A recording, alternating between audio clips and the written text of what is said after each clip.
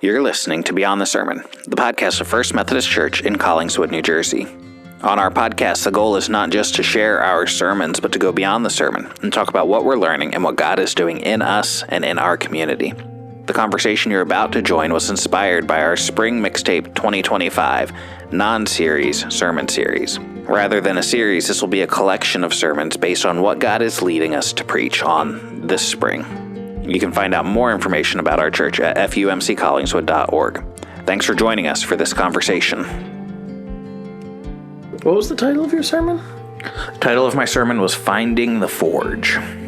Oh, yeah. And I never actually brought it back around to, I probably should have at the end of the sermon. That's why we have the podcast. Yeah. Right, this is the coming back around. There it is. No. We're looking for the forge that doesn't exist in Israel. Finding the forge.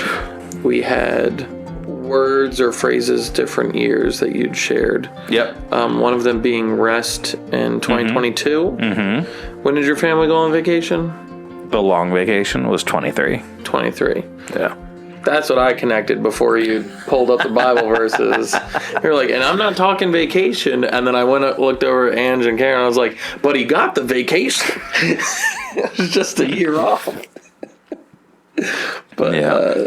We talked last week about the difference of one-off sermons and the preparation. Yeah. For that. So was the concept of forging the impetus of where you were starting, or was there something else and then you connected it back to the forging? It started with the idea of forging and the that being my word for this year. It was kind of this is a good time to kind of share what God's been saying to me and where I feel like God is leading us even in the second half of this year and that kind of stuff. Yeah. So originally thought I might start base the sermon from that Malachi passage, which is one of the ones that God kind of led me to for this year. Yeah. But then as I prayed about it more, found that passage about no blacksmiths in Israel. And that kind of framed it in a different way for me. Yeah. Took it a little bit less from what God was saying to me individually and more to our congregation and just kind of the broader context. Yeah. You talked a lot, obviously, because of forging, about blacksmithing and the processes of all of those things. Did you just YouTube how is forging done? Or how did you learn more about that world that you weren't as familiar with? Yeah, a little bit of research. I was reminded at some point, somebody else that I kind of follow and listen to was talking about some of these things and kind of planted a bit of a seed for me. And so, yeah, and some of it was just random knowledge that had accumulated in my brain at some point and just pulling those things together. Yeah. So I didn't do a super deep dive in blacksmithing, though. Yeah. And as you're going through and sharing, I guess we'll start with movies because that's been a theme lately. With Lord of the Rings. I referenced the books. Well, guess what happens in the movies? Most of what happens in the books. It's true. So I think that really helped me better connect and understand the unity within diversity of a community. Uh-huh. Because when you're talking different creatures, it makes more bold differentiations than maybe even different ethnicities, let alone different social groups or socioeconomic groups or different education levels. But when you have completely different looking creatures coming together for the one mission, that was really helpful as we look out into our pews and we are not a monolith of people. Right. We're not just carbon copies of the Collingswood Methodist Christian or whatever you'd want to title it. And so how can we it actually connects to what we talked about last week with Alpha and stuff like that, and being prepared for potential dynamic shifts within the congregation. How do you think we can prepare for that as individuals within this church? I think a big part of it is just practicing it. and Practicing what? practicing diversity and leaning into it. And so that was like a big part of why for Sunday school last year, we chose to have one big Sunday school for everyone except the kids, right? Where we would come together and we'd have a little lesson, and then literally we'd just number off however many groups we were going to have that week. And so you ended up with teenagers and young adults and middle-aged adults and older adults all talking in one small group about the concepts. Similarly, in our Practicing the Way course, we tended to try to divide people up, not just, peers with peers, but across the different strata of demographics that we had. So that way, it's just one more opportunity for people to get used to talking to the people who maybe aren't just like them. Yeah. Even if on some surface levels, they do tend to look the same in their lives. It's still an attempt to lean into it, to practice it, to choose it. So that way, when some of the bigger differences come, maybe it doesn't feel quite so jarring. Yeah. Yeah. And I think that intentional community, even within the community, is important. And that's why I guess I'll announce it here, is that we're seeking to have people host our college students throughout the summer for dinner and potentially lunch, depending on how their summer work schedules align. But I think that it's something so simple that anyone can do, because even if you're horrible at cooking, you can order a few pizzas. Yeah. Or you can hopefully boil spaghetti and throw charv sauce on. Or you could throw some store-bought burgers and dogs on a grill. In this economy, maybe not. Bubble burgers are getting up there. I'm sure they're going to be like $25 a box this summer.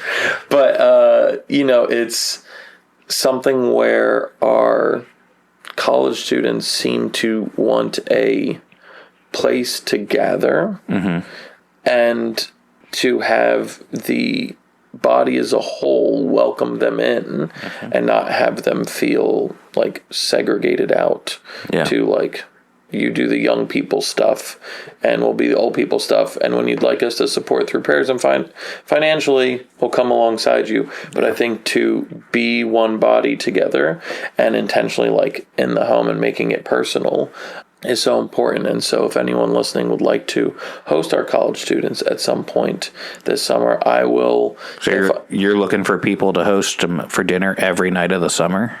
If that'll get me free food, I'm not opposed to it. Right now, the goal is to have a weekly meeting. And if I'm in the country or in town, I will be joining our college kids, so they're not all strangers. I can make the connections and maybe even help stimulate the conversation a little bit with people. But then also they're simple. We get a board game, a movie, whatever it might be, and just a time to be with one another. Cornhole in the backyard, or bocce ball. Yeah, I love bocce ball. It's simple. Anyone any age can play. And if you don't have a yard and you're not opposed to breaking things in your house, we can play bocce ball indoors. Yeah, sure. A couple dents in the floor, which just create memories. So every time you feel the bump in your floor, you'll think of our wonderful college students. Yeah. Growing up, my grandparents would have Memorial Day picnic, a 4th of July picnic, and a Labor Day picnic just about every year. And there'd be extended family and extended family friends and all that kind of stuff that would come. And every time, it seemed like every time after dinner, it eventually led to a bocce ball game. Really? Where we would just kind of like throw the little white ball and just keep going with it. And we'd just go around their house. Yeah. So like all the time. All the time. Yeah, my aunt and uncle are super into it. And, it's one of like the 2 games my uncle will play, that and Codenames. There you go. And Crokinole? Is that what it's called? I don't know that one. Like the Canadian game, it's like wooden board and there's little pegs and you're like flicking they look like checker discs and you're trying to get them as close to the center. Oh, that's a fun one. The only Canadian game I know is curling. Don't be racist. Okay. Oh, I thought you were going to say like moose tipping or something. It's like for our Canadian audience, I don't want to get in trouble. They're stuck indoors because of the snow, so you either go out and you do the curling because it's so snowy and icy, or you stay inside and play Crokinole. There you go. But yeah. Anyway, young adults No, college that's the main students. point. We're going to keep going down this rabbit trail until it ends. It's done.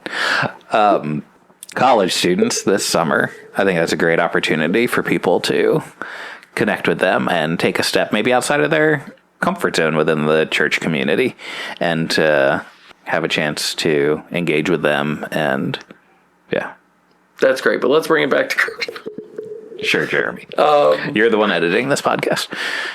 Back to my sermon, which is really the most important thing of the week. Yeah, right? let's get back to Scott. We talked too much about the next generation and, part of our church. Let's get back to Scott, the Scott Show.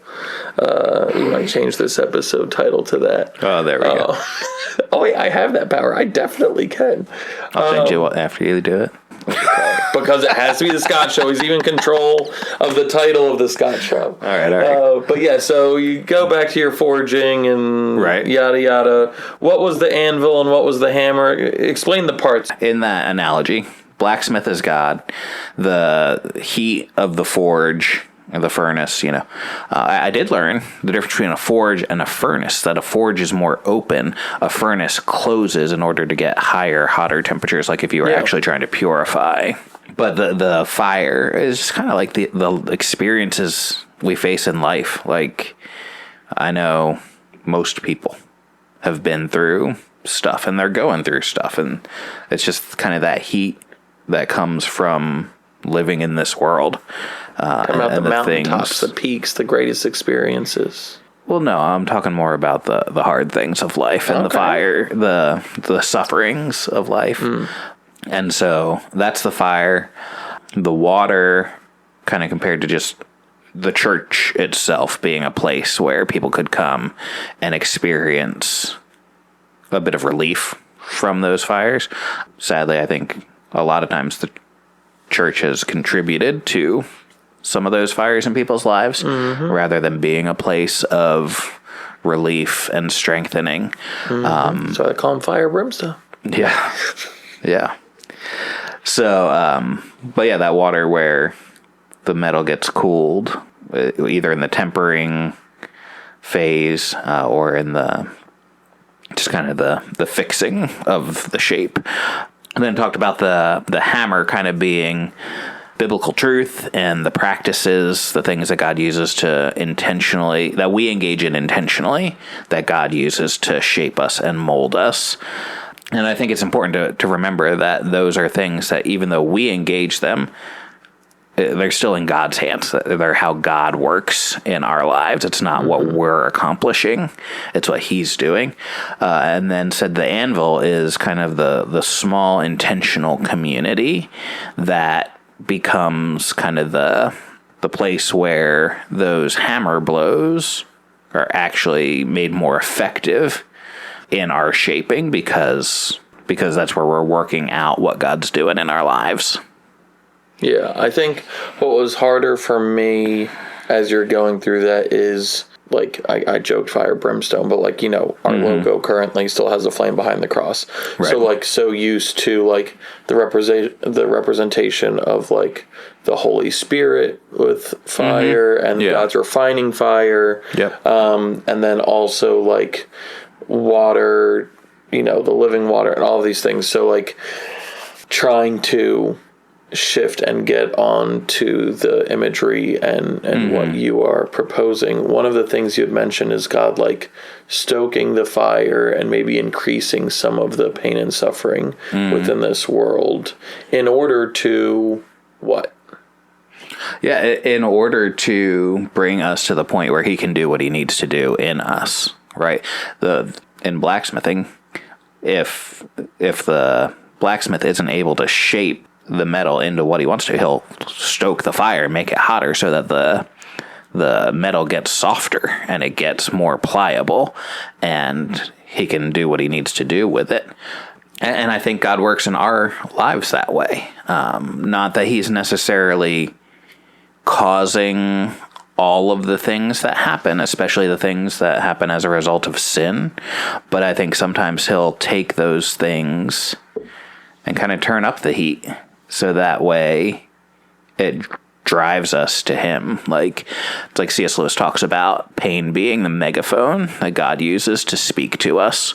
Or if you look at scripture, there are some drastic things that happen, like the exile. It was painful for the people of Israel, and they saw it as a very negative thing. They saw it as punishment, and it was, because they had failed to live according to the way they knew God had called them into being. And so God used a very painful experience to reorient them to what he wanted to do. And not even that. So going with the youth kids, we've been studying through overarching story of scripture, and we're in the exile of Babylon, reading about Daniel and all that kind of stuff.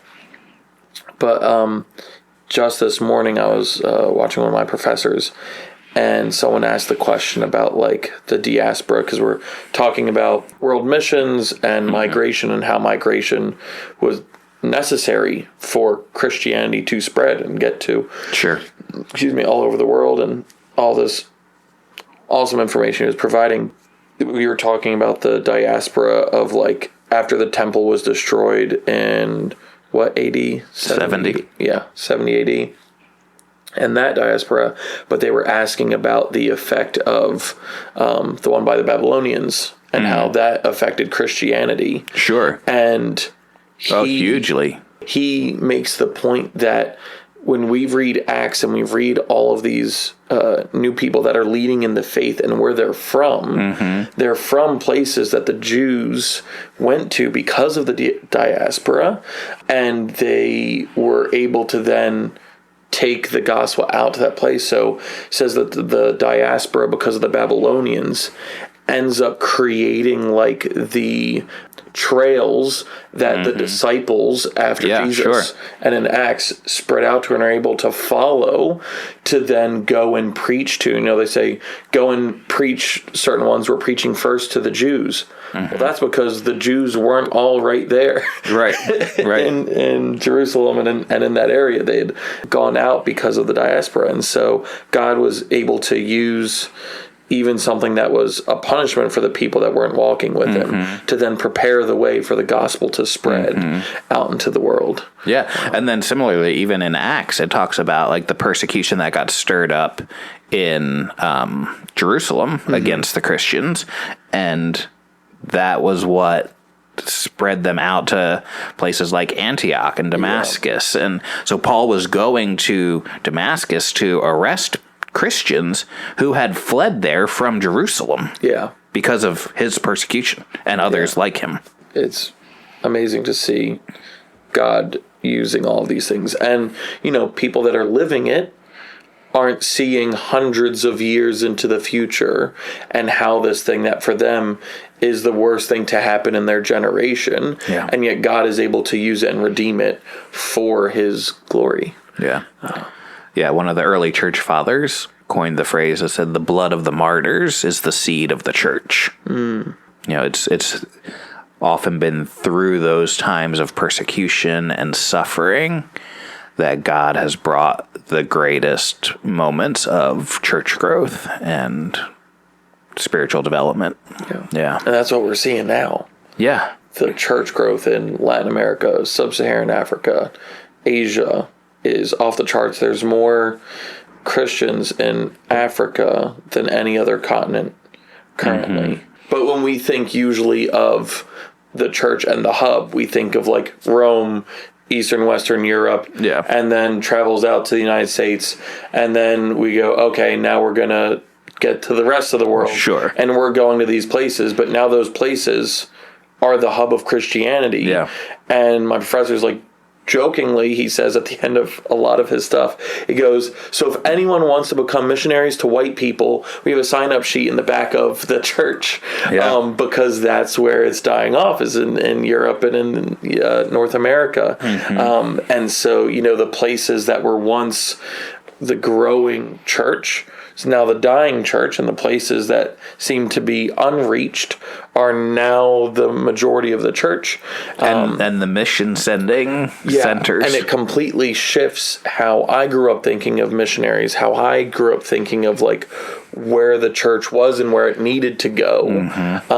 But, one of our biggest challenges at this time is how do we minister to those that feel like they already know what Christianity's about. Yeah. Like they have a remnant or idea of what they think church is or what Jesus is, and they're already not about that. And so how do we... Well, and I think that's the shift we're experiencing right now, right? And the younger generation that's coming up, Gen Z, Gen Alpha, they don't have that remnant mentality. They don't have that, that little bit of Christian influence that maybe millennials did and Gen X certainly did. And so, millennial? Yes. Okay. He pointed at himself and I wasn't sure. I'm one of the oldest millennials. That's for sure. Yeah. January of 1984. It's generally considered the start of the millennials. Sometimes 83. How many times have you re-Googled that for comfort? Yeah. Well, the reality is I actually look at the rest of the millennial generation. I'm like, I don't really relate. Yeah. Because there's so many things in my childhood that are different than what defines the millennial generation.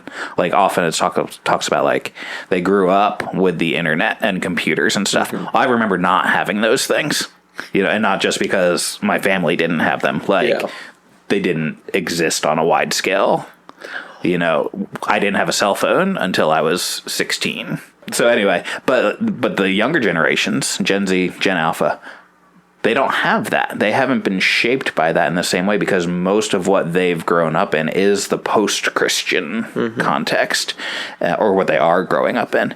And so I think that's a part of the openness that we're seeing is they're able to hear about Jesus. They're able to hear about what God's doing and in a way that doesn't come with the same baggage. And if we can present Jesus as he is and leave aside our own baggage that comes with it, I think it's a pretty compelling witness to those generations. And how do we represent Christ? How do we represent Christ if we aren't walking in his ways and living like he did? Right. And so I think that's where, the Practicing the Way course was so great. And can you share the warning you gave at the beginning of our last session? Yeah. I sat him down in our last Practicing the Way session and said, I just want to say now that I wrote the rough draft of my sermon for Sunday before I watched the video, because when I'd sat down on Wednesday morning to really kind of write out kind of the outline or the rough draft of my sermon, and then sat down that afternoon in advance of our Wednesday night session and watched through the video for that last week, and was like, oh, there's a lot of similarity here. There's a lot of echoes, and I didn't want anybody to think that I watched the video and then sat down and wrote my sermon based on Which the word forge was not mentioned in the video. That's true. But it is interesting that after all of the different practices, the conclusion of Practicing the Way is community. Yeah. And so when you talk about go and do this together, the hammer and all that stuff, and then the anvil, the last piece is the support underneath all of the other things that we do as we're trying to live like Christ and practicing the way. And so how, you touched on discipleship bands. Yep. We've talked about Practicing the Way. We had emotionally healthy spirituality in the fall. Mm-hmm. And we will have it again in the fall for people who didn't get a chance to get into it. Is for those that curiosity is piqued or they've done one piece of any of this or multiple pieces, as a congregation, what can we look forward to by the end of this year? What are some things that are going to be available and talked about? Yeah, so emotionally healthy spirituality is going to be a part of that for sure. We're going to run another session of that in the fall, because there's a second half to that called emotionally healthy relationships that I'd love to get to, because I think a lot of us have experienced brokenness in relationships a lot of that pain comes through relationships, but so then does a lot of the healing that needs to take place come through relationship. So I want to get to that point, but I wanted to broaden our base of people who have been through the emotional healthy spirituality class before we get to the relational side of it. But yeah, so that EHS class will be happening in the fall. At some point, we're going to have a workshop based around these discipleship bands to kind of give people an overview, kind of work through some of the stuff in much more depth than I was able to in just kind of passing over the questions. But I wanted to just plant that seed so that way we could get there a little later, because I do think that these discipleship bands are a key part of what God wants to do in us. And there are other models people could use. I lean towards these discipleship bands because I've seen the fruit of it in my own life, and in the lives of others. And in the lives of others, for sure. And so it's not that I think that they're the only way God can meet this need, but I do think they're a great option for us. And so kind of mentioned it, like they're different than just a Bible study at church. They're different than your Sunday school class. It's different than even what a life group often becomes, although a life group might have some of those aspects in it where you are in closer relationship. But I do think we need those 2 or 3 or 4 people who we choose to be that vulnerable and intimate with as we work out what God's doing in our lives, because reflecting week by week to be able to share with that group helps you not miss what God's doing, right? When we're walking with God day by day, it's just like watching our kids grow. We don't always see the little changes that are happening day by day, and then somebody who hasn't seen them in 6 months bumps into you and they're like, "Oh my gosh, you're getting so big. How old are you now?" And I think the same can happen in our spiritual lives. We don't necessarily notice the changes that are happening day by day in the way he's growing us, but these weekly check-ins help us to notice those things, and they help us to see where he's moving and where we can cooperate with him even more to make ourselves available to what he wants to do. Yeah. And more urgently, you called the church into prayer and fasting. Could you give a little rundown for that in the more immediate? Yeah, so starting tomorrow, Thursday, May 8th, I'm just inviting our congregation and anyone else who cares to, for that matter, into a time of prayer and fasting, asking people to skip lunch that day, to fast from lunch that day, and devote that time to prayer for the legal situation that our church is in with our annual conference in the denomination. Leading up to 2 weeks from tomorrow will be some depositions that are happening in that legal case, and so we want to make sure we're covering that process in prayer, and the representative from our church here in Collingswood in prayer. And so, yeah, for the next 3 Thursdays, not a long time, 3 weeks, asking people to pray and fast for that lunch hour each of those Thursdays. Yeah. And so, yeah, we'd love to have people join, and I think there's so many things that fasting does in us, but one of them is it makes us more open to hearing what God is saying so that we can respond to that. And so it's not, I was listening to a podcast, and we need to put that in the show notes. I think one of the best teachings I've ever heard on fasting, I was listening to it just last week. And so, but he said, fasting isn't a hunger strike before God where we're trying to get his attention so he'll do what we want him to do. It's far more about opening ourselves up to what God is doing, what he is saying. And when we choose to abstain from food, it makes us that much more available to God. So we'll put that in the show notes for sure. Yeah, so I hope you'll join us in that fast over the next 3 weeks. Give yourselves to prayer over this situation, and we'll see you next week for the conversation. You're listening to Beyond the Sermon, a podcast of First Methodist Church in Collingswood, New Jersey. On our podcast, the goal is not just to share our sermons, but to go beyond the sermon and talk about what we're learning and what God is doing in us and in our community. The conversation you're about to join was inspired by our January 2025 sermon series, Practicing the Way, Apprenticing Under Jesus' Rule of Life. In this series, we're talking about what it means to live according to the way of Jesus and the practices that can help us create space for God to transform us. You can find more information about our church at fumccollingswood.org. Thanks for joining us for this conversation.